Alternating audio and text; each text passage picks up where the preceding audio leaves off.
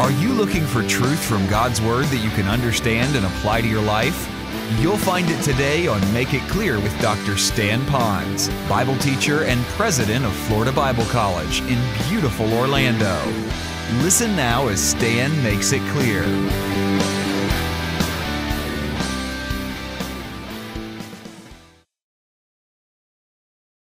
Hi, folks. This is Stan Pons with Make It Clear, and I want you to know that today's program has been designed with you in mind in a very special way. This is a very special program.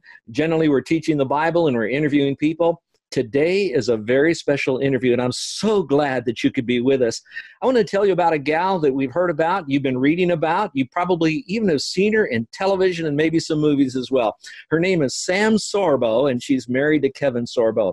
Those of you that have been longtime listeners and viewers of our program and podcast, you know that we've had the opportunity to interview her husband, Kevin Sorbo, basically known as Hercules and a whole lot of other things. But we get a chance to meet his better half. For those of you who don't know Sam Sorbo, I want you to know that she's very involved in filmmaking. Now, that's one word, but it involves a lot of stuff: writing, producing, directing, acting, and all of that. So she's a busy lady with that. She has her own radio program. She's an actress, of course. She was an international model, an author, a wife, a mother of 3 wonderful, growing, developing, active kids. She's a homeschool teacher and advocate, and she's an author on material, and she's got some great advice for us that she'll be sharing in today's program and future ones as well, so you want to be with us.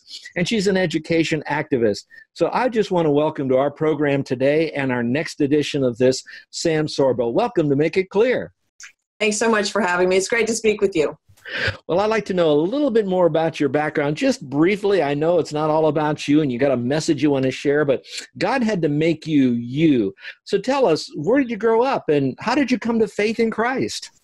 Well, I grew up, I was born on the West Coast. I grew up on the East Coast, and I was raised as a Jew by a non-believer. Mm-hmm. So it really didn't stick. We celebrated Christmas and Easter with chocolate bunnies and stuff. And then in my 20s, I became successful, and I just thought, okay, is this it? Because I was under a lot of pressure growing up. I was very fearful that I wouldn't be able to support myself. And when I got to the point where I was supporting myself very handily, I was just like, so this is it? So what's it all about? Like, what's the point? And I went on a search to see if I could find a reason for existence. And what I found instead was basically order in the universe. And where there's order, there must be an order creator. That brought me to a belief in God. Mm-hmm. And then I started checking out synagogues and churches. And I found a church where I just felt like, okay, they get this and I get it too here. And then that, of course, brought me to Jesus Christ. That is exciting. And to know that when you trusted Christ, I'm assuming things began to change in your life in a pretty dramatic way, huh? I honestly, I wouldn't say that they changed in a dramatic way right away. The biggest drama in all of that was that I lost my fear. And I'd grown up with a great deal of fear. But once you put your faith in the Lord and the idea that there is a higher power, your fear is dispelled. And I had a great deal of fear, and it just lifted. It lifted. So I suppose in terms of dramatic, I mean, that was pretty dramatic. My life didn't change that much. I mean, I still lived my life, basically. Mm-hmm. But then slowly and surely, I mean, I started praying to God, and I got answers to my prayers, which was just exceptional. And I've had several miracles in my life, and I believe that that we have miracles, and that we don't recognize them. So, a butterfly, a caterpillar metamorphoses into a butterfly, and somehow we don't see that as a miracle because all caterpillars metamorphose into butterflies. But if you look at it, scientists can't explain how they do it. They just do. They're like a ticking time bomb that's coded in their DNA, and then they change into a butter. They make a cocoon or they make a chrysalis, and then they change into a flighted creature that looks very dissimilar to what they were before. And And yet we just take that at face value and we say, that's not a miracle. That's just science. That's just how it works. No, gravity's a miracle. They can't explain gravity. They like literally, creation, scientists can't explain it. They know that it's a constant. They know that it exists. They suspect that maybe in the outer reaches of the universe, it exists differently than it does here, but they can't actually explain it. And I'm not saying that everything that's unexplained is therefore miraculous, but I don't have a better word. A lot of people like to dissect the entire issue of creation and try to explain it scientifically. But at the end of the day, you can't, because God created, and that was the beginning of the greatest miracle for us. So you see that, and I'm so glad that you do. Now, I know that when you began your journey with the Lord, there's different components that have come into that, and then of course your marriage, of course, to Kevin, and he is a very outspoken Christian, outspoken conservative, a very patriotic man, and a man that has a message that you just have to kind of punch him in the stomach like the little doughboy, and bang, he's got material that's out. Was he always that way, or what influence? How did your faith and his faith come together? Well, first, I wouldn't recommend you try punching him in the stomach. Yep. So I prayed for Kevin. Okay. So it's actually a really good story, and it's in his first book, True Strength. Mm-hmm. It's in our next book a little bit as well. Mm-hmm. But I prayed to God. I said, I reached a point in my career. I was acting full-time, was making money, was very happy with the trajectory of things. I was, successful, but I wanted to be married. I wanted to have a family. I just wanted that. That was the next step. Like I got situated. I was financially, independent enough, right? Not financially independent, but I was financially successful. And mm-hmm. And in LA, you date people, and they're not real. The people, mm-hmm. how else to put it? They're no, And so, and every guy that I dated, I could see the end before we began. Like it was like, no, that's not going to work. That's not going to work. And so I prayed to God, and I said, God, okay, I get it now, because I'm exigent. I am. Difficult is a word that some people might use, but I have standards. Mm-hmm. And I said to God, I get it. It's a compromise. I'm going to have to compromise something. So here's the deal. Okay. If you'll just tell me what to compromise, then I promise I'll do that. But I just need to know what the compromise is. Mm-hmm. And shortly after I made that prayer, I flew down to New Zealand.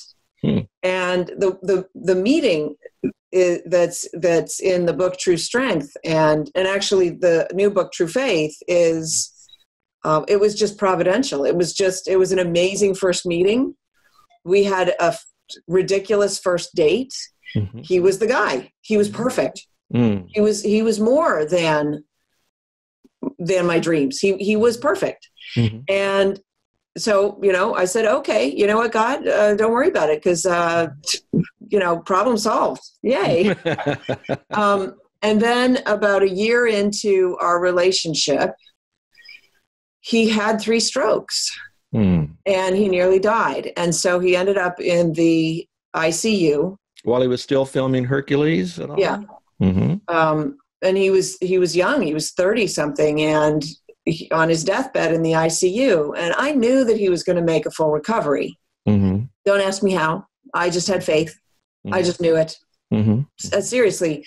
Yeah, I had my doubts. There were a couple of things that we go into in the book where it just was crazy. And I was like, oh my gosh, I'm losing him. What do I do? Mm-hmm. But in the long run, when they released him from the hospital, I just knew he would be okay. But when he was in the ICU, I booked the best acting job ever.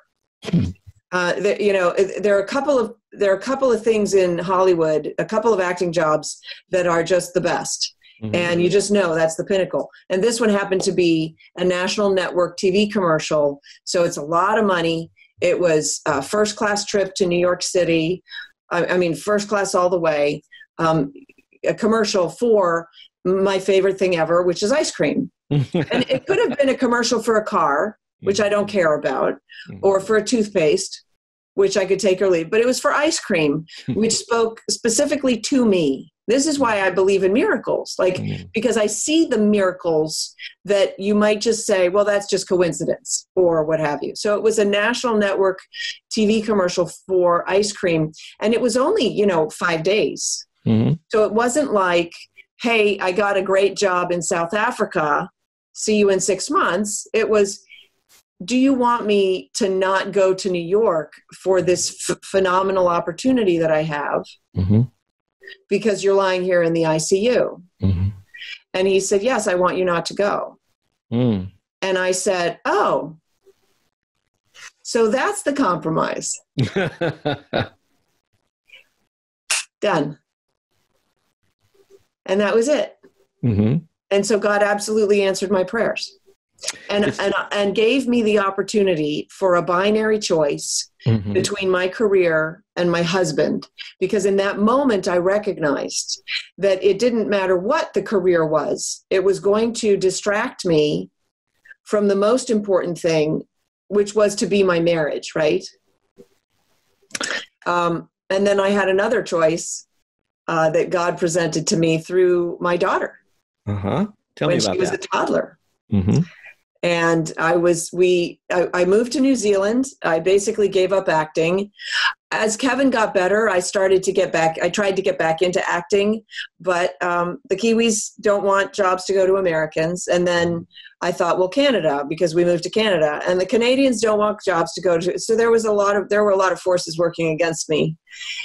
We did have trouble having children. We were going to have children right away, and that was difficult for us. So we had to overcome that obstacle.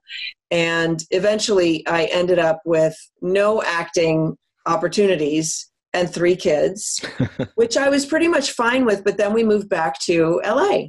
Oh. And so back in LA, I thought, I'll go back to acting. Let's see. Mm-hmm. So I got a nanny and I started doing auditions. And my third audition, and an audition is it's like a 2.5, 3 hour sort of lump of time. Mm-hmm. And so I was gone and I came back and my little girl ran up to me with her little finger. No. I was like, that's odd. And I picked her up and I put her on my hip and she turned right to the nanny who was just standing there cleaning or doing something, smiling. And she said, bye-bye. Oh my. Out of the mouth of babes. She liked the nanny. Uh-huh. But she made it very clear that I was to stay home and be with her. Mm-hmm. And my heart breaks for parents who are pulled away from their children because they think there are things that are more important. I've done a deeper dive into your history because I really cared for you as the one who would want to be on our program.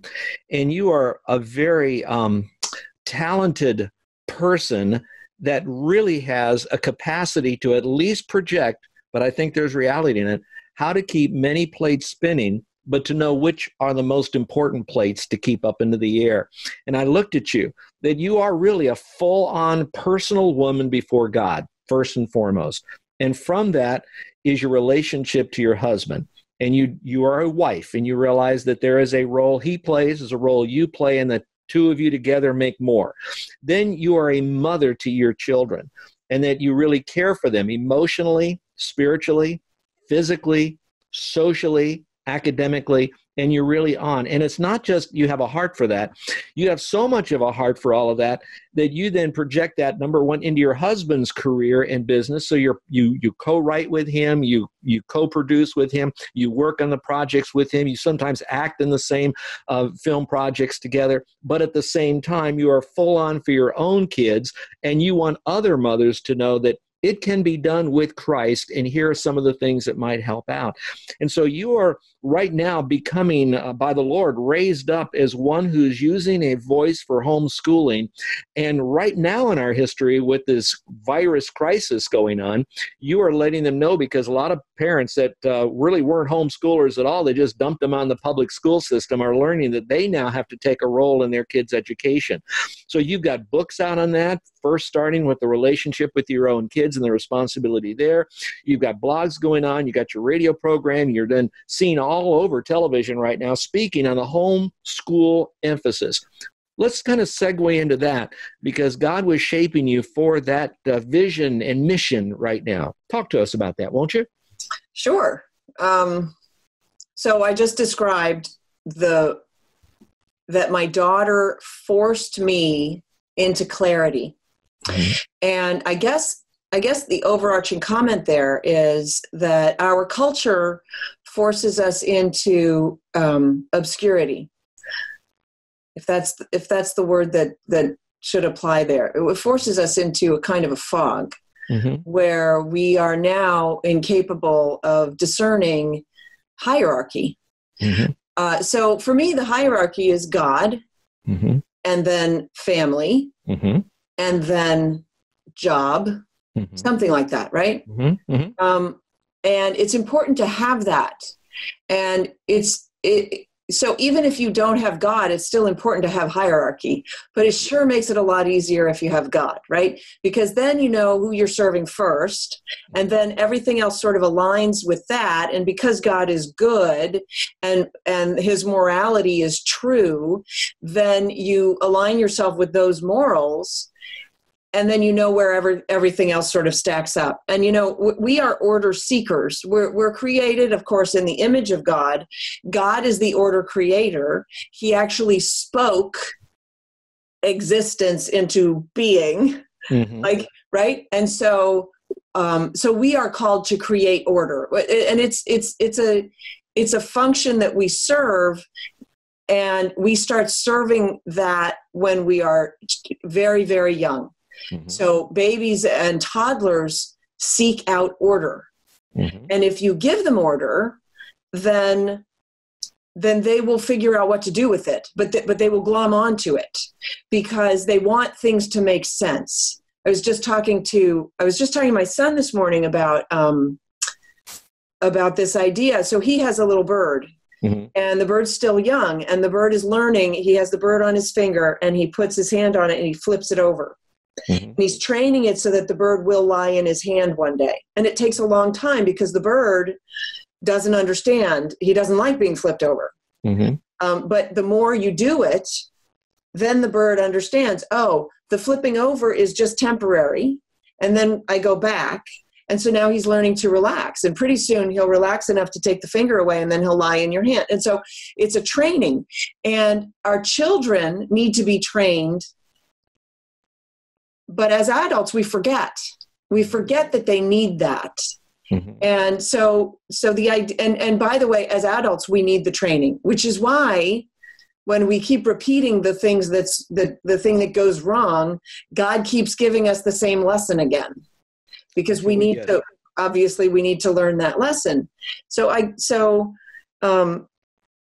the idea is the hierarchy is very important, and that we are geared to understand hierarchies. When I started teaching my oldest, he had just gotten through second grade, and they weren't serving him. They did a very poor job educating him. And I think school should be about education, which it always makes me laugh when people say, well, what about socialization? I go, but that's not what schools should be about. So I don't care about socialization because education is my primary goal. Mm-hmm. Schools aren't getting it done. So I'm going to solve the education issue with homeschooling, and then I will look at the socialization, right? So we put it in a hierarchy. So don't come to me and say, yeah, the schools suck for education, but boy, socialization, they really got that going on. Mm-hmm. And by the way, they don't. Mm-hmm. Because there's no guarantee if you drop your kid off at school whether he will be the bully or be bullied. Mm-hmm. There's no guarantee one way or the other, or be the kid who's just left out of the whole thing, or be the kid who's running the whole thing. Like, you just don't know.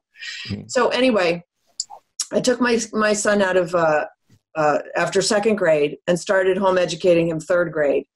And I did something called Shirley Grammar. Somebody turned me on to it. I'm like, well, that's kind of cool. I'll do that. Shirley Grammar is a grammar program that teaches English language grammar. And they have little jingles. So one of the Shirley jingles is, this little noun floating around names a person, place, or thing, and it goes on. Yeah. And so you teach the kids these jingles, and they like it because music is order, except for jazz. I don't understand jazz. We won't get into that. Music is order, and it's auditory order, which is phenomenal, right? Completely different than sighted order, but very useful. And so we teach them the jingles, and then we teach them that every sentence has a subject, noun, and a verb. And my children used to come to me in the morning and say, can we do the SNV stuff? I want to do the SNV stuff. Because they wanted to create order. Exactly, because God is a God of order. In their created heads. in his image, and therefore we fit better into an organized system. And let's just pause for a moment and remind our listeners that you're listening to Sam Sorbo, wife of Kevin Sorbo, but a woman of herself. She is really committed to making sure that kids are educated accurately and correctly and compassionately and courageously. And she does it through the Homeschool Network. And she's got books on this. And I'd like to make sure you that are listening to us right now that you would visit her website, samsorbo.com. samsorbo.com. You're going to find in that website a plethora of information, not only about Sam's background, but also about which she's passionate, and tremendous amount of material that will help you on your journey with your own kids, marriage, and your spiritual journey with the Lord as well. So we've been talking with Sam Sorbo. Sam, continue on. We only have a couple more moments left. And for our listeners, we are going to do a part 2 of this, of course. So we want you to be back for our next edition as she explores this in a lot more detail. And you'll want to come to the program ready to engage, because she'll give you truths and principles that'll be very helpful to you. Sam, continue. Wow, that's quite the buildup. Okay, so I want to talk about how the schools are not serving our children. Mm-hmm. And it stems, we'll have it stem off of order, but I'll reserve that because it's a bit of a longer discussion for our next visit. Mm-hmm. Before I let you go, I want to talk quickly about the new book, True Faith, because this is how you get through the struggles. And so Kevin wrote a book, True Strength, after his, and it took 12 years of my gentle nagging for him to write it. He didn't want to write it because he didn't want people to know just how vulnerable he was. Mm-hmm. True Strength, of course, refers to the strength that he found to battle through that was completely different than the strength that he appeared to have on Hercules, where a bunch of stunt guys made him look super strong. Mm-hmm. And so because that book helped so many people in the long run, his struggles inspired so many people to battle back and overcome. And we have just emails after emails, and people go up to him and hug him and say, well, not anymore, but they used to go up and hug him and say, thank you so much. Your book turned my life around. I made it back from my car accident. I quit smoking. I lost 150 pounds, like just amazing stories. And I thought, you know what, let's do a book, True Faith, about how faith works in everyday life to make life better. And so the back of the book says marriage and movies and miracles. Oh my! So we talk about marriage. We talk about our movies, obviously. A part of the book is the making of Let There Be Light, because that movie was a miracle in many different ways. And I'm going to tell you, people all over the world have seen that movie, and they're still talking about it. They show it again and again and again as they can download it and watch it, and they use it as a tremendous conversation piece. So I'm telling you, that was a miracle to make, but that miracle really brought fruit to the glory of God. Yeah, I mean, the emails that we got off of that film about how it's changed people's lives is it's very moving, actually. So I'm very happy about that. I'm hoping that it becomes a Christmas sort of perennial Christmas favorite. So the subtitle of this book is Embracing Adversity to Live in God's Light. It's available at samsorbo.com. I talk about the fact that we ought to be embracing our adversity. Now, Paul talks about that. That we should give thanks for our challenges. And, you hear that and you go, say what? No, thank you. No. But the fact is, it's through our challenges that we grow. And if I'd never taken on home education, I wouldn't be here with you today. I wouldn't have written a book. I wouldn't have done, I wouldn't be on the air. I wouldn't be doing a TV show. I have grown so much. And the funniest the funniest. The miraculous thing is that God then redeemed my acting career. And I want to hear more about that on our next program if we can, Sam. I tell you what a great program we've had today. Again, those of you that have been watching, this is Stan Pons with Make It Clear. So glad that you could be with us. Be sure to go to our website, makeitclear.org. There's a bunch of information on there that'll help you, but I also want to invite you to visit samsorbo.com to learn more about Sam's life, but more about her mission and vision in this life for others. And I want to invite you to be back with us next time for Make It Clear. Sam, thank you so much for what you've shared, and I can't wait for them to listen to our next interview with you that's coming up. Thank you so much. God bless you. You're listening to Make It Clear with the teaching of Dr. Stan Pons, founder of Make It Clear Ministries and president of Florida Bible College in beautiful Orlando, Florida. Make It Clear is dedicated to taking the Word of God with clarity into every person's world. It is the support of listeners like you who make the ministry of Make It Clear possible. You can provide your tax-deductible gift to Make It Clear online by going to makeitclear.org. Or you can mail your gift to Make It Clear, P.O. Box 607901, Orlando, Florida, 32860. Thank you for helping us make it clear. If you would like to have Dr. Pons speak at your church or event, please send us an email at tellmemore@makeitclear.org. Thank you, and remember to make it clear.